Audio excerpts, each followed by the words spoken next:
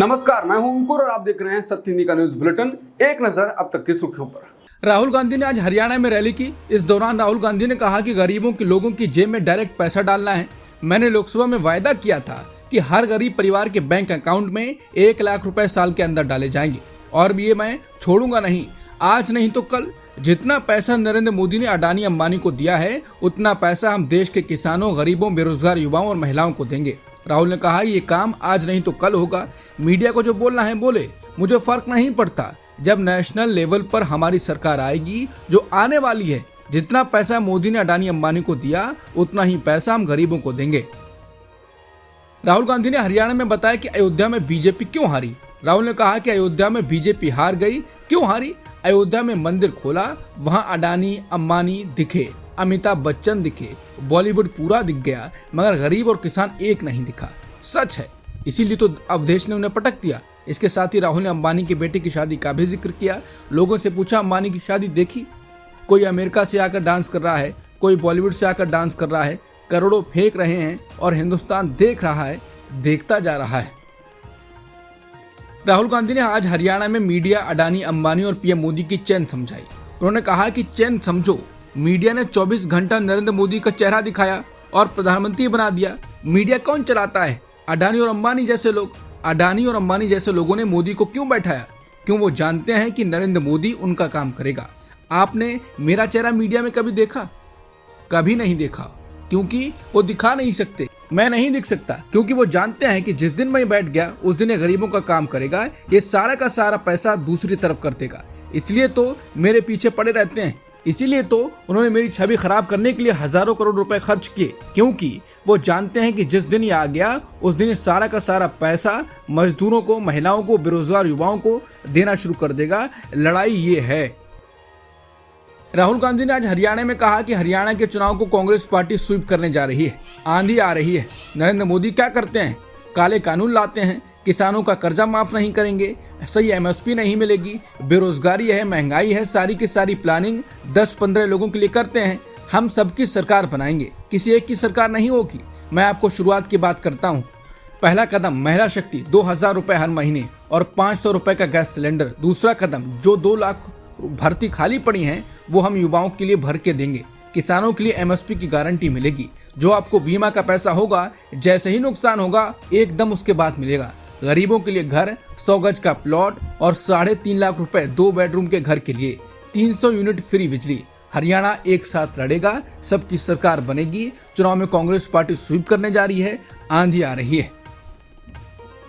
हरियाणा में प्रधानमंत्री मोदी की दूसरी रैली से भी केंद्रीय मंत्री और राज्य के पूर्व मुख्यमंत्री मनोहर लाल खट्टर को फिर से दूर रखा गया। सोनीपत में बुधवार को पीएम की रैली थी जिसमें खट्टर को आने नहीं दिया गया। इससे पहले 14 सितंबर को कुरुक्षेत्र में पीएम मोदी की दूसरी रैली में खट्टर को आने नहीं दिया गया था।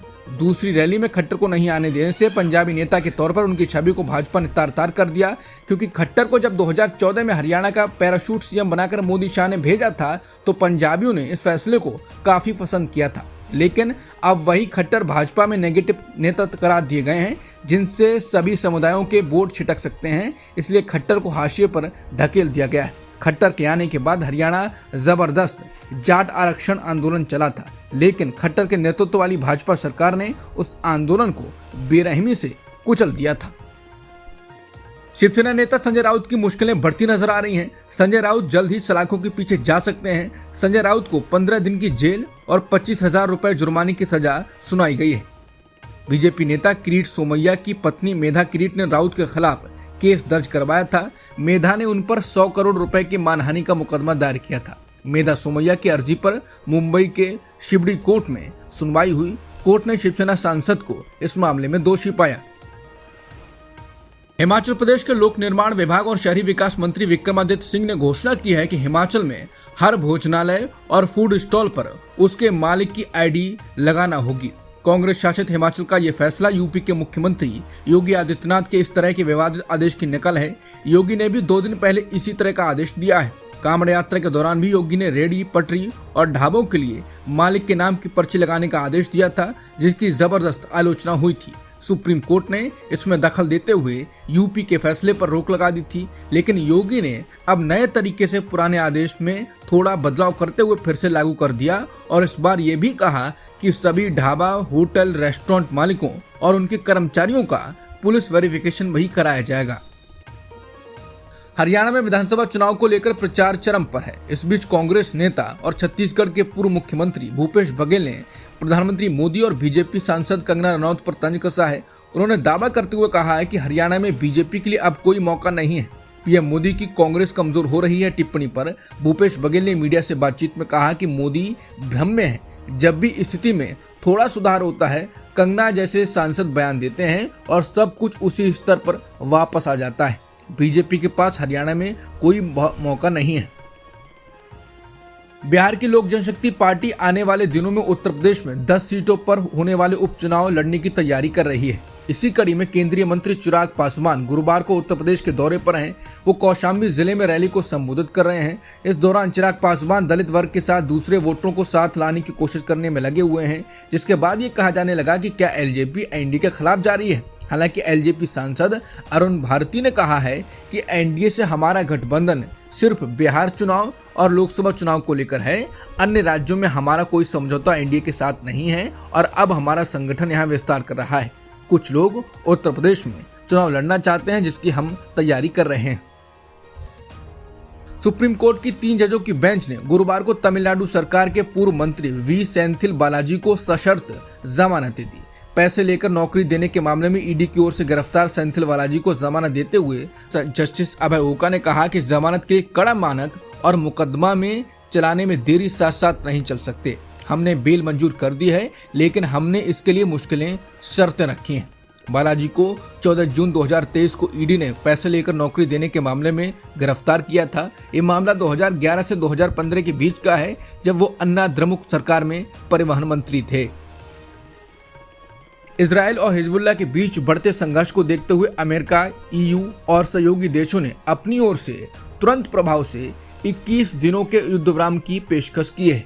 11 सहयोगी देशों ने इस मसले का हल निकालने और गजा में युद्ध विराम की पेशकश की है। इजराइल ने हिजबुल्लाह के साथ संघर्ष के मामले में युद्ध विराम से इनकार कर दिया है।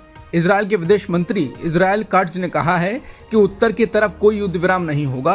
उन्होंने बताया है कि इजराइल हिजबुल्लाह के खिलाफ अपनी लड़ाई तब तक जारी रखेगा जब तक कि उत्तरी सीमा पर रहने वाले इजरायली सुरक्षित तरीके से अपने घर वापस नहीं लौट जाते हैं। लेबनान में हिजबुल्लाह के ठिकानों पर इजराइल के हवाई हमलों के बाद भारतीय दूतावास ने एक और एडवाइजरी जारी की है। दूतावास ने इस एडवाइजरी में भारतीय नागरिकों को लेबनान की यात्रा न करने की सलाह दी है। साथ ही वहां रह रहे भारतीयों को अपने घरों से बाहर न निकलने को कहा है। बेरूत स्थित भारतीय दूतावास की ओर से जारी एडवाइजरी में कहा गया है कि 1 अगस्त को जारी एडवाइजरी को जारी रखते हुए और क्षेत्र में हाल की घटनाओं के बाद संघर्ष बढ़ता देख भारतीय नागरिकों को अगले आदेश तक लेबनान की यात्रा न करने की सलाह दी जाती है। पाकिस्तान ने कहा है कि आईएमएफ ने उसके लिए $7 अरब का कर्ज जारी करने की मंजूरी दे दी है। पाकिस्तान के प्रधानमंत्री कार्यालय ने इसकी जानकारी दी है। कनाडा में प्रधानमंत्री जस्टिन ट्रूडो की सरकार अपने खिलाफ अविश्वास प्रस्ताव को हराने में कामयाब रही। कनाडा की संसद में बहस के बाद लाया गया अविश्वास प्रस्ताव 211 के मुकाबले 120 मतों से गिर गया। लेकिन आने वाले दिनों में ट्रूडो की मुश्किलें कम नहीं होने वाली हैं, क्योंकि विपक्षी कंजर्वेटिव सांसदों ने मंगलवार को एक बार फिर अविश्वास प्रस्ताव लाने का ऐलान किया है। अब तक की सुर्खियों में इतना ही। बाकी खबरों के लिए बने रहिए सत्यहिंदी.com के साथ।